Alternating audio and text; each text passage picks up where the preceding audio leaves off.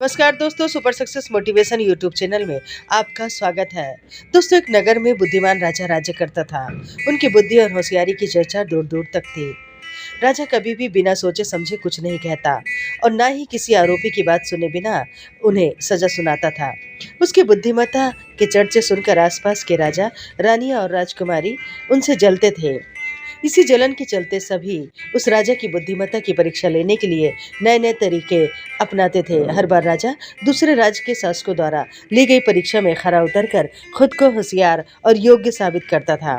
एक दिन राजा की परीक्षा लेने के लिए एक राजकुमारी आई। उसके हाथों में दो फूलों की माला थी। दोनों माला में से एक असली माला फूल की बनी थी, दूसरी नकली।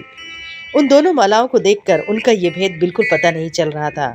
इसी वजह से राजकुमारी ने राजा के सामने दो मालाएं रखकर पूछा, हे राजन, अगर आप बुद्धिमान हैं तो बताइए, इनमें से कौन सी माला असली है और कौन सी नकली। राज दरबार में बैठे सभी दरबारी माला को देखकर हैरान थे, क्योंकि किसी को समझ नहीं आ रहा था कि असली फूलों की माला कौन सी है।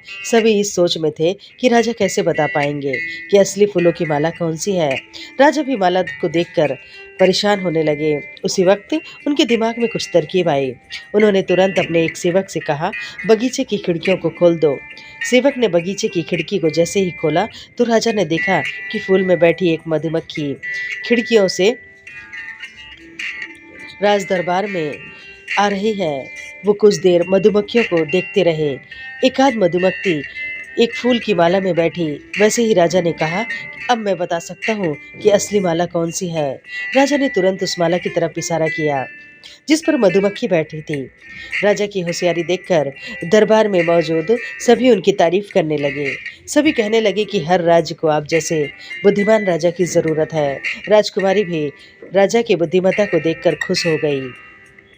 दोस्तों, इस कहानी से यह सीख मिलती है कि अगर व्यक्ति अपनी बुद्धि का इस्तेमाल करे तो वे हर प्रश्न का सही जवाब तलाश सकता है और हर मुसीबत का हल निकाल लेता है।